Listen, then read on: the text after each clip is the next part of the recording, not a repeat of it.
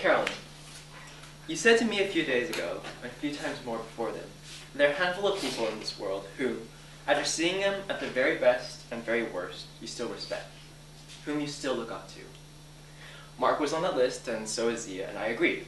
Mark, it's been great working with you, whether it's Moles for Talon, Robertson's for Litmag, or just any of our classes together. You're fantastically brilliant and the wittiest, most clever person I've ever met, and probably will ever meet. But more importantly to me, you've got a level-headed perspective that I really admire. For me, you're a reminder that while learning is important in life, there's so much more to life than learning. Zia, you're smart, courageous, and sharply competent, but most of all, you're compassionate. And working alongside me, you've taught me that people are people who, once I think I've understood them, once I've summarized and categorized them, and analyzed them into the little filing cabinets of my mind, they go and do something so very surprising, obvious, and human. In Talon, or in tutoring, or just at lunch at Julia's, you remind me that people are people, not ideas, and that there's always more than what you first judge. Mark and Zia, it's been great working with you, and an honor. We really kicked butt this year. But Carolyn, on that list of people you admire, you included me. And I got issue with that. I'm not protesting on false modesty or politeness, because let's face it, my ego won't let me.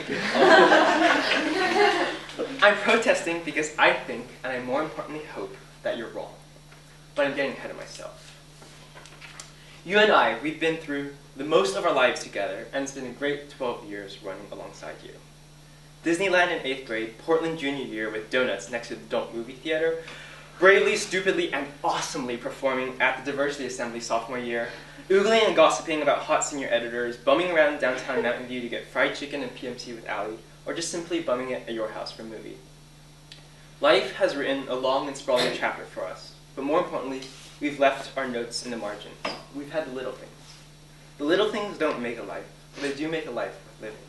And you, Carolyn, have certainly made my life well worth it.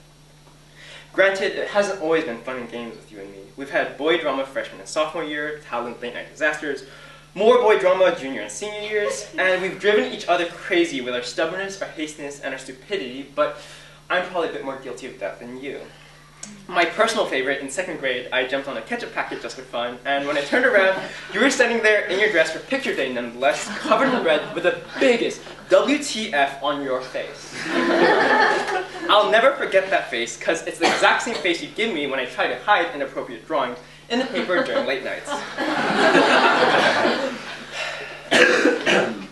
But through crushed ketchup packets and high school crushes, planning wardrobes and leaving closets, camping trips and Rampton's camp, I know that in the end, we've always been there for each other, ears and shoulders ready, and maybe a stern lecturing, if that's in order. My favorite part of late nights and E3 meetings is when it's all over and I can give you a ride home. Sitting there in my car by your house, under rain or stars, is the only time I can be myself. And here, time seems to stretch on.